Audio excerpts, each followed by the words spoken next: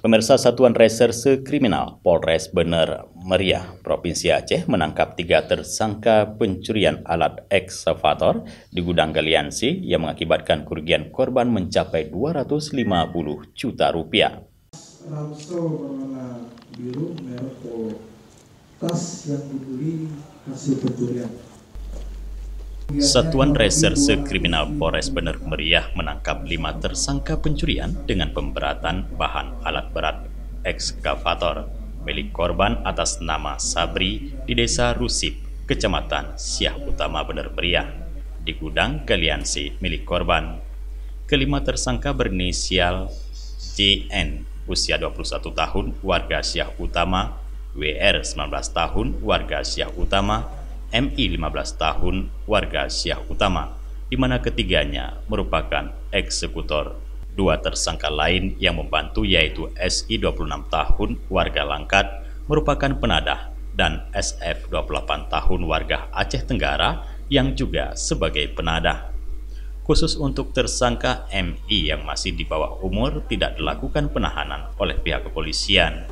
Dari tangan tersangka, polisi mengamankan 1 unit mobil Grand Max Pickup warna hitam BK8617RE, 4 karet kompar, 7 keping tapak so ekskavator, dan 1 tabung oksigen, 1 unit pompa hidrolik ekskavator.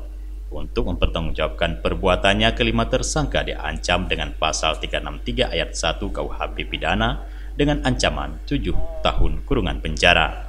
Kapolres Bener Meriah AKBP Indra Novianto menyampaikan bahwa para tersangka yang telah ditetapkan dengan 3 eksekutor merupakan pekerja di Galiansi milik korban.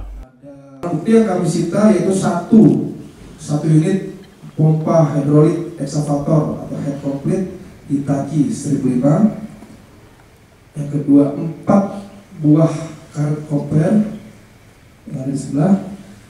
Kemudian 1 buah tabung oksigen dan 7 buah keping tapak so ekskavator serta 1 unit mobil Grand Max Pickup warna hitam. Itu ada di sebelah BK8617RE. Jadi modus operandinya pada tanggal 12 September tersangka WR mengajak MI dan JM untuk melakukan pencurian di gudang Kampung Rusip, Kecamatan Siah Utama. Dari Bener Meriah, Tim Liputan Aceh TV melaporkan. Ada WR umur 19 tahun,